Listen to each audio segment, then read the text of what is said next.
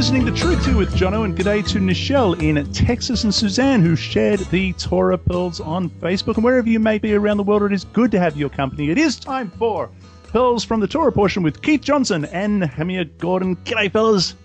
G'day. A shout out to Ozzy from East LA, to Maureen from Groverton, Indiana, Barkala Ahman Ben Sion, I don't think that's his real name, from Independence, Missouri, and Cindy Simmons. Thanks for listening. And I want to give a shout out to Pope Benedict in Rome, who's hopefully listening to Torah Pearls. Hey. I was there trying to meet with him, so I'm very excited about the way that this is spreading around the world. It's very exciting. Hang on a minute, Keith. You said you were trying to meet with him. What, he didn't meet with you? Of course I met with him, but there was some confusion. I can talk about that later. But the exciting thing is Torah Pearls is around the world. I keep meeting people everywhere, and they know about Torah Pearls, and so I'm hoping that the Pope will listen. I think it could really educate him. Hey, you know, I have actually had some visits on the website from the Holy See. All right, there it is. It might have been him. Now we do this program every week from 3 continents. Jono in Australia. Yep. Myself, Nehemia Gordon, in Southwest Asia, in a little country called Israel. And over in the eastern part of the North America, we've got Keith Johnson over in Charlotte, North Carolina. How's the weather there, Keith? Right. Well, there's a bit of a shift. Go ahead, Nehemia. No, something's different this week. You sound so much clearer, Keith. What's going on? Well, I have to say to everyone, I'm very excited about this because we're actually recording this particular show and hopefully another one from Jerusalem. I'm actually in the spot. I'm looking out the window not far from the promenade where you can look over and see the old city. And to my left, I can see Nehemia not far from his apartment where he goes to Tal Bagels. I am really right here in the middle of Jerusalem. It's so exciting. And so I'm really inspired to do this Torah Pearls show. Excellent. So Keith Johnson in Jerusalem, Nehemia Gordon in Jerusalem, Jono Bandor in Jerusalem. Jono Bandor. Aren't you in the city that has that terrorist living there? Yeah, let's not talk about that. In a little country town in New South Wales. Hey, today we are in Metzora, Leviticus 14, verse 1 to 15, 33, and it begins like, it's got more leprosy. It starts with leprosy. I thought we were done with the leprosy. All right, now listen, even before we begin, you know, I'm sorry, but Nehemia, I want to kick off with Psalm 119, verse 18, even before we start this. Is that okay? Would you be able to pray prayer that our eyes may be open, because it's a difficult one. Off you go. Yehovah Eloheinu Avinu Shebashamayim, Gal Enenu V'Nabita Niflaot Mitoratecha. Yehovah, our God, God of our fathers, our Father in heaven, please open our eyes that we may see the wonderful hidden things of your Torah. Amen. Amen. Thank you, my friend. Thank you very much, because this is the way it begins. You ready? Come on. Oh, okay. Then Yehovah spoke to Moses, saying, "This shall be the law of the leper for the day of his cleansing." Now, honestly, Keith, what we're about to read. Well, wait a minute, because we've got to stop right there, because mine doesn't say that. What does yours say? Methodist translation, even though I'm in Jerusalem and I've got my Hebrew Bible and all my sources here. Inspired. I don't have everything, but one of the things it says in this particular version is it says these are the regulations for the diseased person. It doesn't say for leprosy. So I'm wondering if Nehemia might take a look real quick. Let's clarify who we're talking about here, because it could be okay. Well, something what else. it literally says is this will be the Torah of the Metzora, of the leper, in the day of his purification. Now, I don't know if you know this, Keith, but not far from where the two of us are sitting is one of the only remaining leper colonies in the world. It's actually I'm sitting on prime real estate in the heart of Jerusalem, and back, I don't know, like in the 50s or something like that, the government forced these people who had leprosy into a leper colony and put a wall around them and told them, in exchange for losing their freedom, they actually passed a law, in exchange for losing their freedom, they would be allowed to live in this leper colony for life with the government stipend. Well, sometime a few decades ago, I don't know when exactly, they cured the disease commonly known as leprosy, Hansen's disease. They found a cure for it, and so these people are now leper-free, but they're getting a lifelong pension and and place to live in the heart of Jerusalem. And there's real estate moguls who are just literally waiting for these people to die so they can make their millions and build Oh my build on goodness. this property in the heart of Jerusalem. But this tzarat, the Metzora of the Tanakh, is generally understood not to be the same as Hansen's disease, and I think we talked about that in the last program. So whatever this Metzora is, it's some kind of different disease, and may Yehovah open our eyes that we can see those hidden wonderful things of His Torah. Can I get an amen? Amen. Amen. Amen. Now, but Amen. Keith, when I think of a leper colony, right, I think of Ben-Hur, right? I think of the movie Ben-Hur because absolutely. Now, how accurate do we understand that to be? No, This was a communicable disease that people lived for years with, and so they were forced to live outside of, away from other people, so they didn't infect them. Okay. You had in India, you had the untouchables. The reason they were untouchable a lot of the time is they had leprosy. Okay. It was, all right, pretty accurate. All right. Well, we're going to get into it. You ready, Keith? We're going to. Yes. This is how he shall be brought. He shall be brought to the priest, and the priest shall go out of the camp, and the priest shall examine him. And indeed, if the leprosy is healed in the leper, then the priest shall command to take for him who is to be cleansed 2 living and clean birds, cedarwood, scarlet, and hyssop. And the priest shall command that one of the birds be killed in an earthen vessel over running water. As for the living bird, he shall take it, the cedarwood, and the scarlet, and the hyssop, and dip them in the living bird's blood, in the blood of the bird. So dip them with the living bird in the blood of the bird that was killed over the running water. Then he shall sprinkle it 7 times on him who is to be cleansed from leprosy, and shall pronounce him clean, and shall let the living bird loose in the open field.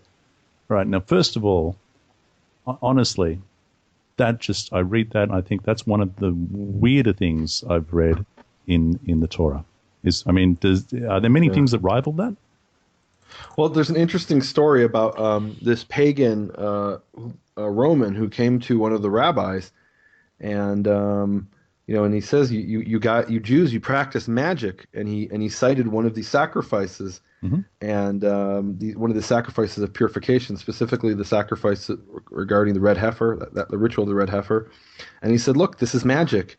And the rabbi responded, and he said, look, you have your rituals that you do when someone is possessed by demons. And really what we're doing with these rituals is we're driving out the demon. And in that world, that was considered a legitimate thing. It wasn't considered magic. It was considered like, look, this is a fact of life that we're infected with demons, and the only way to get them out is through these weird, strange rituals. And when the pagan was satisfied by this answer, and he walked away, and then the disciples came up to the rabbi and they said, Rabbi, is it true? Are we really driving out demons? Come on, like that's some base superstition. Did you really mean that? And he said, no, that's what I answered him. That's what I answered the pagan, because it's terms that he could understand. But why do we do these rituals? Because God commanded us to do so, and we're not driving out demons. It could have been a blue heifer or a white and black heifer, and the reason it was a red heifer is because God commanded us to. And we don't need to explain the reason for all these different the details of all these sacrifices. It's really what it's about for us is showing our obedience to God, even though we don't understand. Keith, go ahead. I just want to say that the thing that I have found interesting, being here, it's so different when you're over I'm in the United States and I'm opening my Bible and I'm reading my Bible and listen. There's lots of wonderful things that come off the pages, but then to actually come here and to see some of what I call the leftovers of this sort of stuff that still exists today. I'll give you an example. I was in the Old City, and there was an ultra-Orthodox rabbi that was sitting at the traditional site for the King David's tomb. So I go to him, and we're preparing to do this section. So I go up to him, and I just start talking to him. He starts talking to me. He goes back and forth. He says, "Okay, listen. So I want to give you a great blessing, and this is the blessing I want to give you." And he's talking to me, and he says, "Hold out your wrist." And what does he tie on my wrist, Nehemia? A red string? Mm-hmm.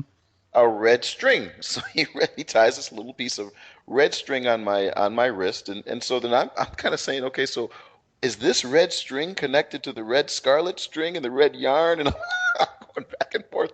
And it's so funny because you wouldn't normally even think about that sort of thing when I'm over in the United States. And the only reason I'm bringing it up is I want to agree with Nehemia. I don't know all of the details. I don't even understand all the details, but I thought about something.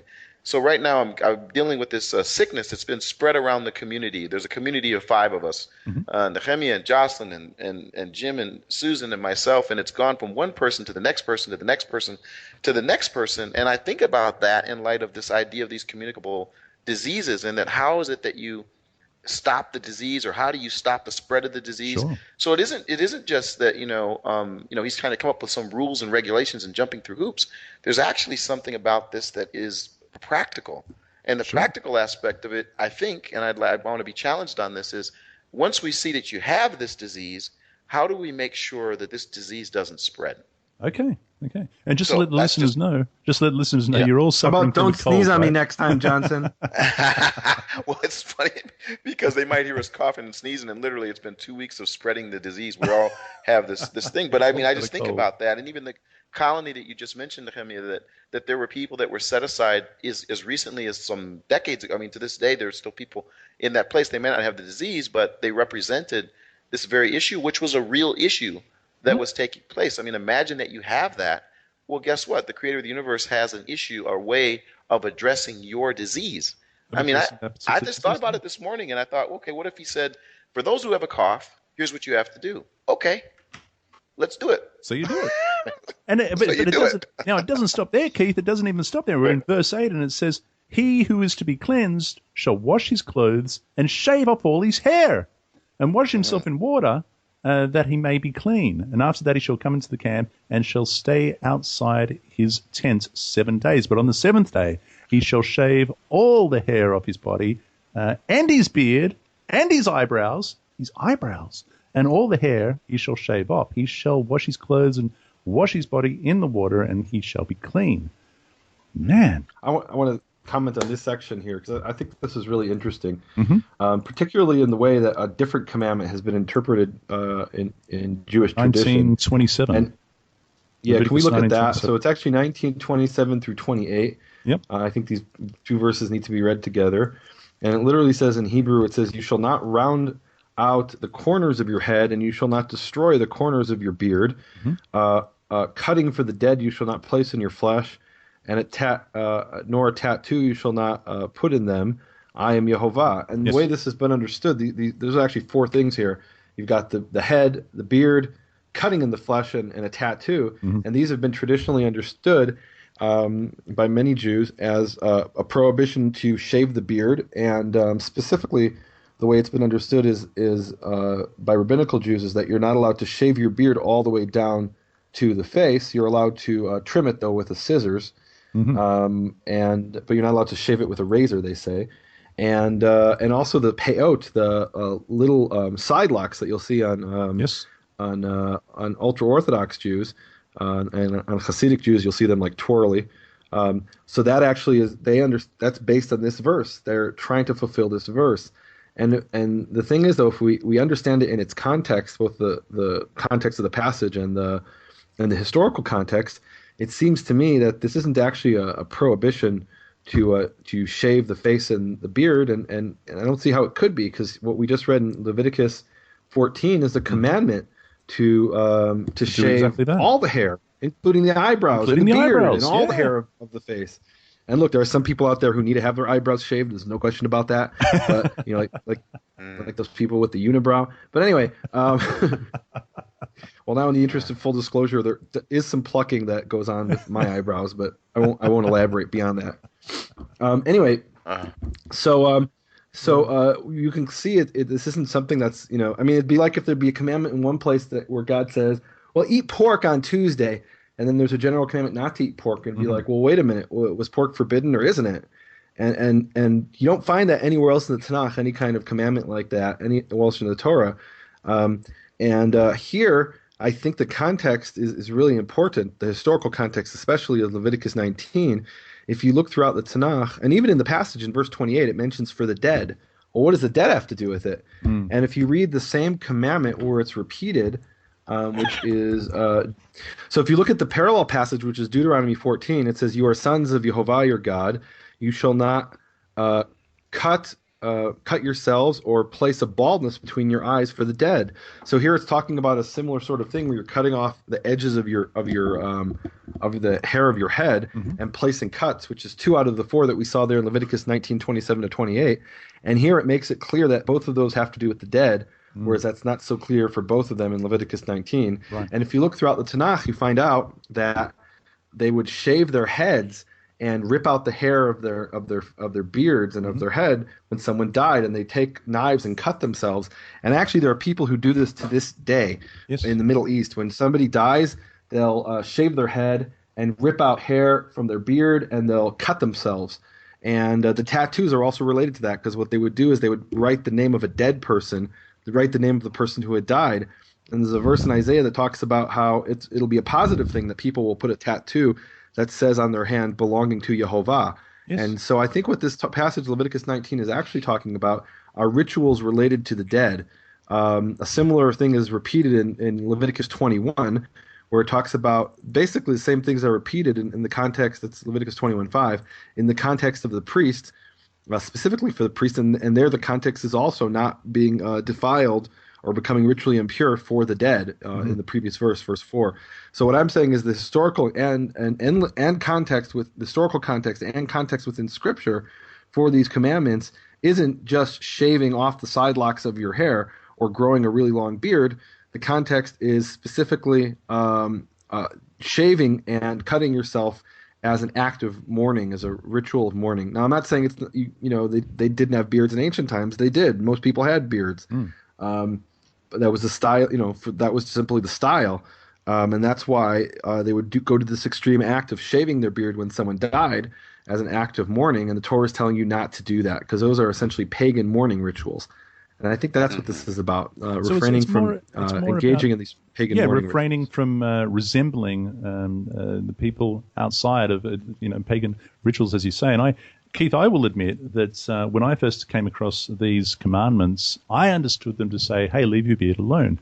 And I think there's even still, out in the internet webland somewhere, there's an article that I wrote years ago that sort of expresses that. But I've since come to the understanding, that which Nehemia is actually just so well articulated, that it's not necessarily the case, and you don't have to have. I mean, I grew a really big beard, and you guys have seen it. I pardon the pun, but I really grew attached to it, and I really liked it. And but I recently just sort of trimmed it out because, man, it gets hot here in Australia, and I just thought I'd just get something a bit shorter. Well, don't you think? I think that at least when I'm reading this, I actually read it a little bit from a little bit different perspective. When I'm reading it, I'm hearing, okay, so there's an issue of disease. And the disease is obviously not contained just on a person's hand or wherever. Maybe this disease is affecting, or some aspects of the disease is somehow all over the person's body. Or maybe hidden. It may be hidden under the hair. Right, it may be hidden. So then what I mean, maybe this is too practical, but as I'm hearing this, because we're not at Leviticus 19 yet, and I understand the need to look at both, especially if people are arguing whether or not I should shave or not shave. But if I'm reading it and I'm hearing it and I'm there listening to this being taught, I'm hearing, okay, there's an issue of disease, and what we need to do is we've got to, once we get that issue cleared up or whatever, we've got to wash, and then washing would then include, for whether it's the unibrow or it's the long beard or whatever, we're going to have to clean everything and clear everything out before we wash and then approach, to be declared clean. And again, the point, even for me as I'm reading this, I still keep thinking about this, and I know we've talked about this in Leviticus. I still keep thinking about one issue, and the one issue is this. What do I have to do to approach the creator of the universe? And he tells me. Like, that's all I keep thinking about, you guys. Like, I understand all of the details of it. So what do I have to do to approach him? And then he begins to say it, and we're going to go to the next chapter, and we're going to deal with the other aspects here.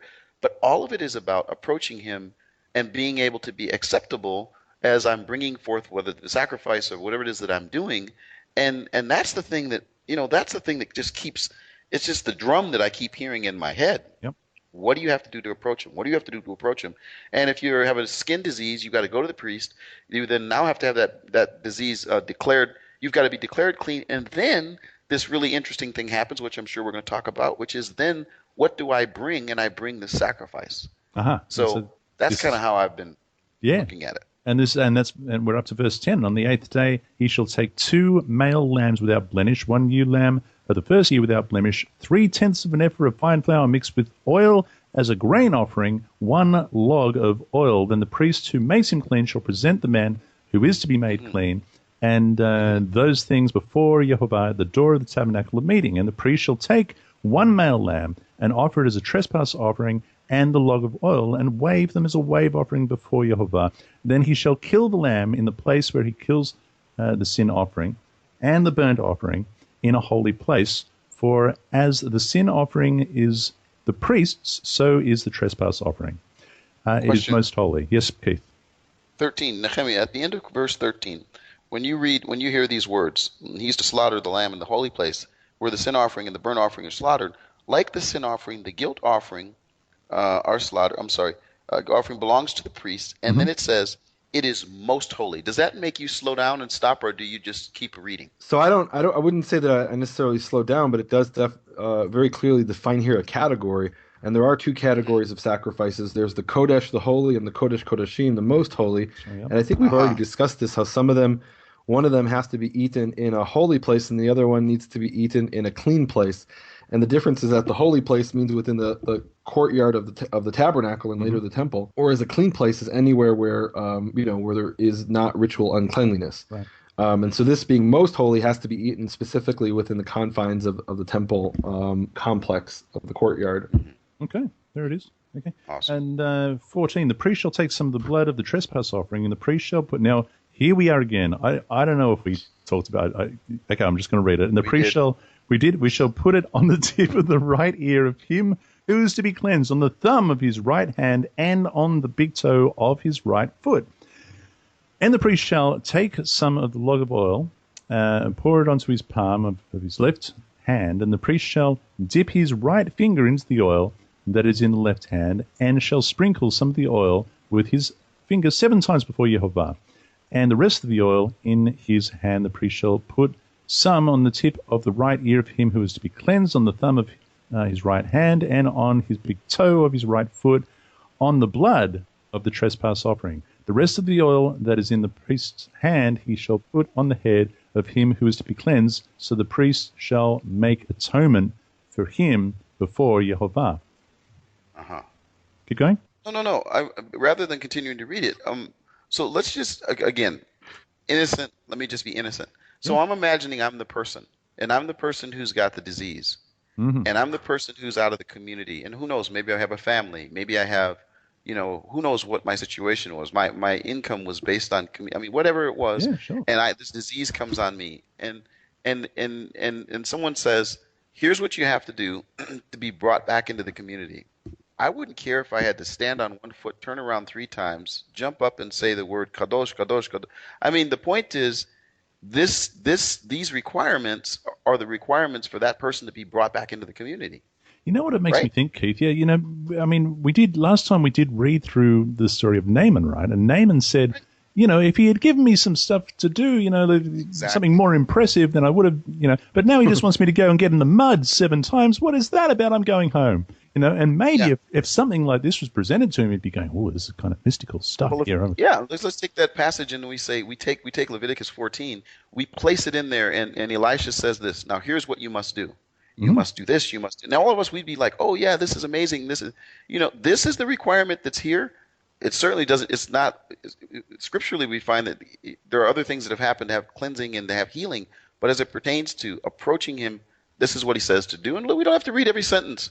But I think understanding that that's what's happening is, for me, that's the pearl for me. And if this is what you have to do to be brought back into the community. And if you had it, you'd be happy to do it. And this is... I'd be happy to do it, and I would jump up and down if I was declared clean. Yeah. What's important to me is, and I think we read these before, I'll read them real quick again, is 2 verses in Deuteronomy.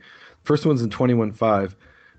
It says, "And the priests, the sons of Levi, shall come near, for Yehovah your God has chosen them to minister to him, and to bless in the name of Yehovah," and that's talking about the priestly blessing, "by their word every controversy and every matter of strife shall be settled."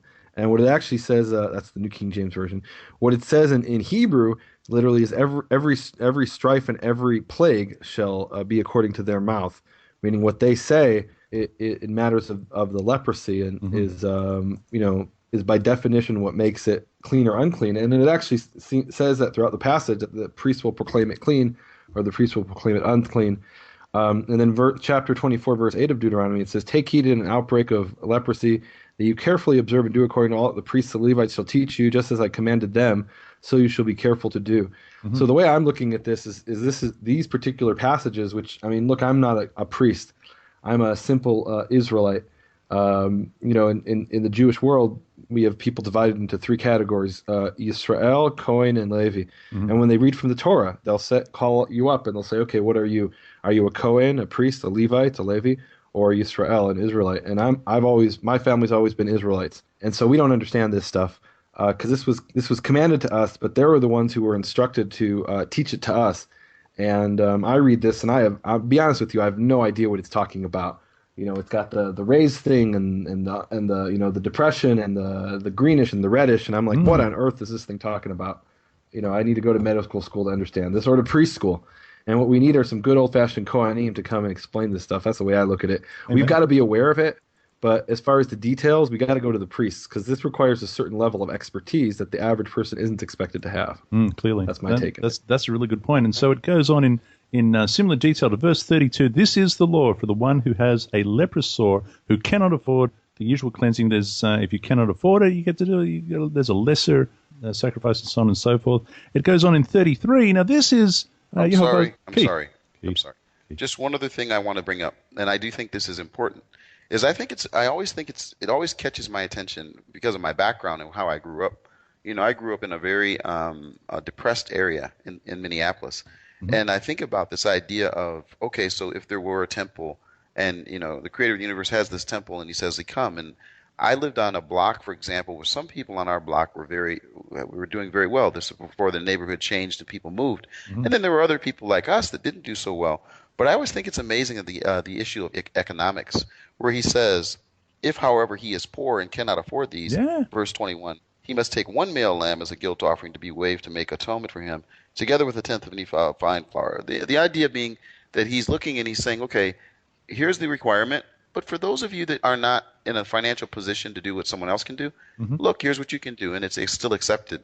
And I just think that's, I don't know, there's something about that blesses me, that there's a concern for those that would not have the finances to be able to go out and purchase the big stuff, but that they could still have the same benefit. So. There's a two-tier. Now, Nehemia, can I ask, does that apply to all the sacrifices, or just some of them, or? Okay. Nehemia's got the happy gas. I didn't hear what was said because I went to get a glass of water. Oh. All I heard, does that apply to all the sacrifices? So I need you to keep that in there. All I'm saying is, Jonah, between you and me, it's awesome. Excellent. That there's the concern for the those that are in the economic situation. Yes. That they're in. Now we can go to verse 33. Continue. Let's just keep going, shall we? "And Jehovah spoke to Moses and Aaron, saying, when you have come into the land of Canaan, which I give to you as possession." Now, this is what it says, Keith. It says, "And I put the leprous plague in a house in the land of your possession." Come on with that. Is that what it says in the Hebrew? Does it say, I will put it in there? Come on. Okay, well, no, yeah, he says, "And I will place the plague of leprosy in a house in the land of your possession." Jehovah. This is what I was saying last week. Jehovah. That's what I was saying last week, that this is not a physical ailment that we're, the kind of things that we're used to, like Hansen's disease or things like that. This is some kind of a spiritual plague. That's certainly how many Jews have understood it, and I think there's some justification for that. And I think if we look at this from a modern scientific perspective, I mean, what on earth is this? A house gets leprosy? I mean, houses don't get diseases, to the best of my knowledge. I guess they could be infected with molds and things like that, and maybe that's what it's talking about. But I'm not so sure it's what it's talking about. I mean, it's talking about greenish and reddish depressions. I mean, what I don't know. I've never seen that. Doesn't sound to me like, I've never seen a mold like that. I've seen black mold. I got some in my bedroom. So yeah. So I think when we saw in the story of Naaman, and we saw in the story of Miriam, and we saw with Moses, through those three examples, that this was something that had spiritual significance. It wasn't just a physical, biophysiological disease, but something that really was subject to a spiritual, terms of, had to do with God and miraculous events. Okay, So but maybe now, I'm wrong. you mentioned But Miriam, right? Now that was a judgment upon yeah, her. Do we that was a judgment. assume that this could? Wait, do we? Is it possible this is a judgment here upon the house of someone that has stepped outside of Torah? It really doesn't say, does it? We don't know. It could be. I mean, why You're does right, it it have to doesn't be a say. judgment? Why can't it? Why can't it So simply be? why are they bringing these atonement offerings if they haven't sinned? Well, this is the thing. We jump to verse 53. It says, he shall let the living bird go. He does a similar thing. Let the living bird go outside the city in the open field and make atonement for the house. And Which is amazing because, is that literally for the physical house or for the people in the house? Atonement for the house. I mean, as the house sins and it needs atonement. Oh, no. Well, it says it will be clean. It has to be referring to the house. It says the house will be clean. The house will be clean. Now we see in the next Torah portion. In the next Torah portion, I don't want to jump ahead, but we see something like that because there's atonement is made for the tabernacle, right? There's atonement made for the altar and things like that. Does that mean that the tabernacle is in or that the altar is in? And maybe it means that the people. No, there I think it's very clear, and that's a good point. That kind of supports what I was saying, that it's the people who are in the house that sinned. Because when we were talking about atoning over the tabernacle, it's really the ways that the ways in which the tabernacle has been violated through the ritual uncleanliness. Okay. In that context, but we'll save that for Leviticus 16. So there it is. Awesome. So he makes an atonement for the house, and it shall be clean. This is the law for any leprous sore and scale, for any leprosy of the garment, and for a house or a swelling and a scab and a bright spot, to teach when it is unclean and when it is clean. This is the law of leprosy. And there ends the leprosy. Everyone take a deep breath. Okay. No more leprosy. Chapter 15, Keith Johnson, take it away. Well, I'm going to go get some water while you two discuss this. No, this one's on you, Johnson. No, look, so we've actually talked about this kind of in a different program, and I'm going to refer people to that program. But then maybe we could just do a quick overview. Can we do that? I'd like to get Keith's input on. I'd like to get Keith's input on that as well, because that discussion that we had in the previous program, Keith wasn't there, so I'd like to hear a Methodist perspective on this. Okay, so basically, Leviticus 15 breaks down into 4 sections. There,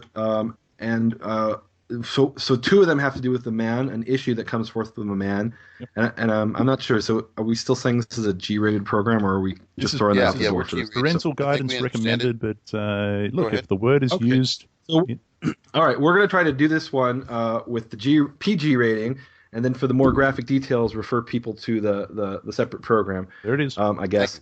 Good luck with that. So anyway, so we've got the male issue and the female issue, and the male issue we can get rid of real quick because that's pretty straightforward.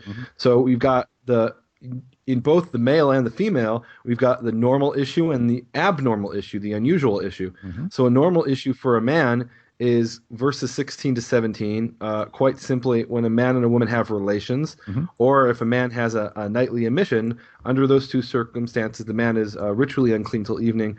And again, the application of this is in verse, and I think this is maybe the most important takeaway, is in verse 31. It says, and you shall warn Leviticus 15, verse 31, you shall warn the children of Israel, you shall separate the children of Israel from their uncleanliness, that they not die when they, in their uncleanliness, when they make unclean my tabernacle, which is in their midst. And so the significance of all these commandments in Leviticus 15 is really about, if you're ritually unclean, you cannot come in contact with the tabernacle or the things related to the tabernacle, because that will cause you to either physically or spiritually die. And then in the next chapter, Leviticus 16, a significant portion of the ceremony for the Day of Atonement is to atone for all those times that the Israelites did come into contact with the tabernacle and the holy things, even though they were ritually unclean.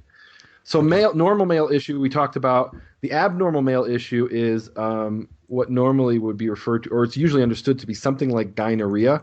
If you don't know what that is, go Google it. But that's basically what's being described in Leviticus chapter 15, verse 2 and on is really 2 through 15, is something like gonorrhea, where a man has a continual issue even though he's not having relations. Now that puts away the first half of the chapter. Second half of the chapter, we have 2 sections here. One is the normal female issue and the abnormal female issue, just like we had the normal male issue and the abnormal. No, I'm confusing it. The normal male issue and the abnormal male issue. Now we have the normal female issue and the abnormal female issue. The normal one is she has her period.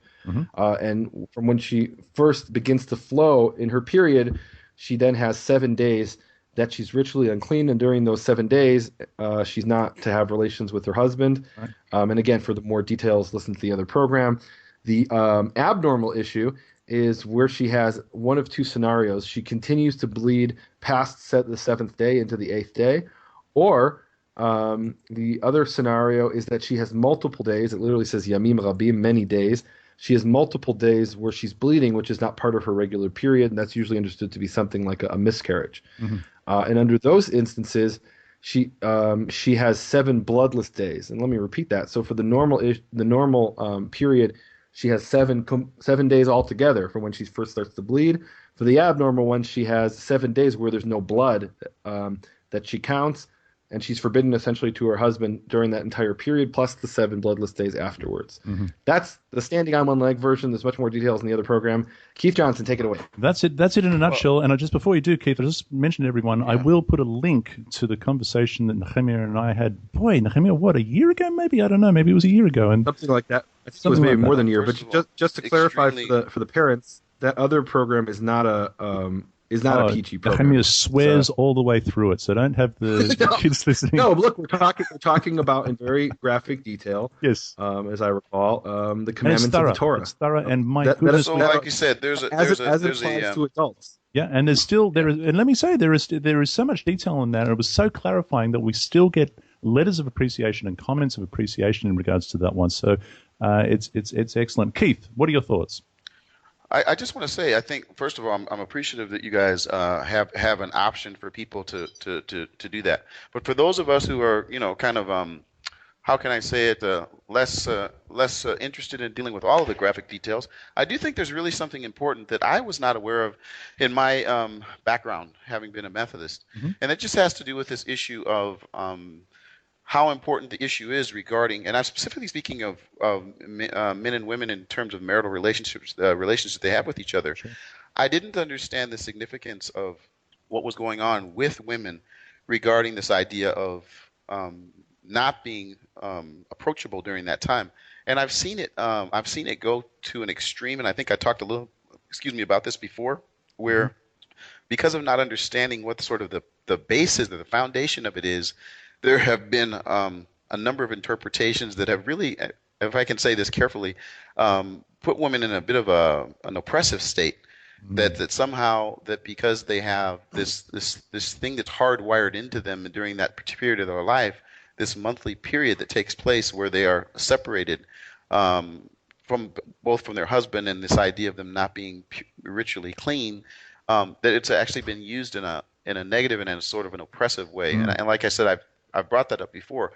I have since looked at it and appreciated the idea that that God would give women this period of time for them to be separated and not to be seen as a punishable situation, but rather as a place of cleansing and a place of purity and a place of all the wonderful things that take place in the women's body regarding that, and that during that time that a husband would actually see that as a blessing and not a curse. Amen. I've actually, as a result of reading this and understanding it and applying it in my own life, it's actually brought me to a place of real appreciation, not only for my wife, but for this very fact that it's brought in. Now, I know that there are a lot of people that will say, okay, we're getting close to the edge here. But, so many times we have this attitude, especially from my background and my heritage, all of this is there's no application here. It doesn't matter. It's been nailed to the cross. We don't have to worry about it. But this is actually something that's really, really important, both for women, for men, and for their relationship together. And so, we can go into greater detail, but I just wanted to give the perspective that it's actually been a blessing to understand it and to apply it. It's actually been a blessing and not something that's some great burden. That's as much as I'd like to say. Look, I'm glad that you've said that. In the Keith, in the tradition that I've come from, even in other people's testimonies that have also come from similar traditions and backgrounds, you read about the Christian that says to the Torah observant individual, "Oh, what are you going to kick your wife out? When she's on her period, you're going to kick her outside the gates?" Or where does it say that? And you get these ignorant comments, and there's a lot of confusion. But Let me say this though, Jono, and I want to throw a bone, and you guys can stop me on this. I think that what happens is we've been so conditioned to see this as sort of so disconnected from our culture, our lives, applying it, that of course we think that if you do attempt to apply it in your life, it's unattainable. It's something you can't do. And I don't want to be funny about this, but the blessing of this whole process of male and female, husband and wife being together, and then this period of time that comes from your wife. I mean, for me, Jonah, you're married, but I have to just say, I want to thank those that have actually been willing to discuss this sort of thing, because Nehemia doesn't remember this. I remember talking some years ago about this with him and saying, so Nehemia, counting days and 7 days after this and how many days, when do I ever get to be with my wife? And it was this was really funny because he doesn't remember it. It was over a glass of wine. We sat down and we were talking about the counting of days and the difference between the categories that he just brought up, the normal and the abnormal. Can I use those words? That there was a difference, and I had gotten confused because I didn't keep reading, and a lot of people confused about it. Confused, yeah. And they get confused, and then all of a sudden they think tradition this is enters here. Tradition enters here, and that confuses people because they're like, "Wait a minute, this is complicated stuff. I don't understand it, but I read this tradition that this is what you're supposed to do. Okay, they must know better than me." But if you look down into the sources of tradition, you find out these are actually things that the rabbis themselves admit were takanot, that is these man-made additions to the Torah. Exactly. And what they essentially did. And maybe we should use the word usual and unusual rather than normal and abnormal. But what they did is essentially they took the unusual scenario of 7 bloodless days, and they said that's how we're going to treat all usual periods. And what they did is essentially create this oppressive system that is not what was commanded in the Torah. Now, I want to bring a passage here, which is Numbers chapter 5, because you say, Jonah, where did they get this ridiculous idea to send the woman outside the camp? And it is ridiculous to me. I mean, it's moronic. But where they're getting it is from a misunderstanding of Numbers chapter 5. Numbers 5 is talking about when the Israelites are in the desert, and they're in this tiny little camp, and Yehovah is essentially in that camp, we're told. Yes. That there's the tabernacle smack in the center of the camp. Yes. And he says, command the children of Israel, that in verse 2, command the children of Israel that they send away from the camp every leper and every zav. Now, zav is a man who has this continual issue, something like diarrhea. And every impure from the dead, from male to female, you shall send them away. Outside the camp you shall send them, and they shall not defile the camp that I dwelt in their midst.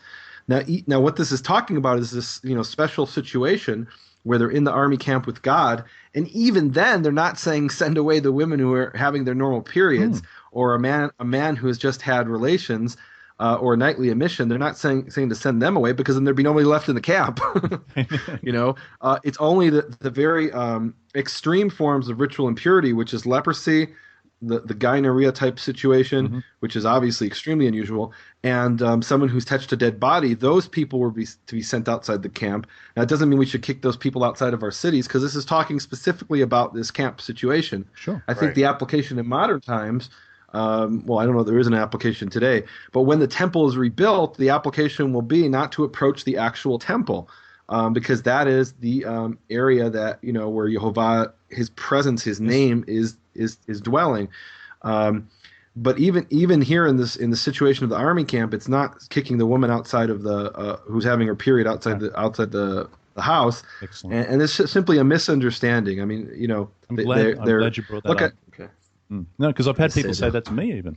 All right. This is where they're getting it. They're misunderstanding the context here, and even in the context, it doesn't say that. So listen, I know we're gonna get a chance to do 2 portions, but I do want a chance, maybe at the end of this one or at the beginning of the next one, to talk a little bit more about this idea of where the holy place is, because I've had quite an experience there, and I'd like to bring that in the context of our discussion. Excellent. So we can do that on the next round, okay? Let's keep everybody on the edge of their seat. This is going to be awesome. We're coming up to chapter 16 of Leviticus, of Akaremot. is the Torah portion. We're going to kick off with some of Keith's recent experiences. Before we do that... and I would like to say thank you to Nehemia, because he knows for the last 3 weeks I've been saying, how are we going to get through 15? How are we going to get through 15? I want to thank you, Nehemia. You were very sensitive. Jono, was that relatively painless? Well, that was it in a nutshell. This is probably a record, No, but now before we go, I need to clear something up. I think I've stumbled onto something big here, and I just want to clear it up with you guys. Uh-oh. In verse 22, whoever touches anything that she sat on shall wash his clothes and bathe in water and be unclean till evening. Right now, anything on which she sits, it goes on to say, or if he touches it. Now, what I want to know, in all seriousness, Nehemia, Keith, is this a Torah precedent for leaving the toilet seat up at least 1 week of the month? And folks, this was a great show. Wait, and before we end, though, can I, in all seriousness now, joking aside, read Ezekiel 18. And maybe I've read this before, but I want to read it again. It's talking about two different scenarios of a person who's righteous and a person who's not righteous. And it talks about in verse 5, it says, a man shall be righteous, he shall do justice and righteousness. And then it gives us a few specifics of things that he does. It says he does not eat to the mountains, which apparently is some kind of pagan ritual where they would eat food dedicated to the gods of the mountains. And he doesn't lift his eyes to the abominations of the house of Israel, meaning to the idols. Mm-hmm. And he does not defile his neighbor's wife, meaning he doesn't commit adultery. And he doesn't approach a woman who is nidah. Yeah. And again, listen to the fuller program to understand exactly what that is. But this is so important that it's listed here in Leviticus 18. How many things does it list here? This is one of the key things. This isn't some minor trivial commandment. This is actually a very important thing. Amen. Amen. Thank you, Keith Johnson and Nehemia Gordon. Their books and DVDs are available from Truth to You, where you can freely download these and other Torah Pearls. There's a whole page, my friends. If you've just tuned in, there is a whole page of Torah Pearls from Bereshit right until now. We're going to be continuing on until it's finished. So tune in next time when we are going to be in Acharei Mot, Leviticus 16:1 to 18:30. And until then, dear listeners, be blessed and be set apart by the truth of our Father's word. Shalom. So what are you telling me? You're telling me that you're squashing my toilet seat possibility? Well, I'm trying to ask you. So what? Well, I grew up with 4 sisters. I always put the toilet seat down.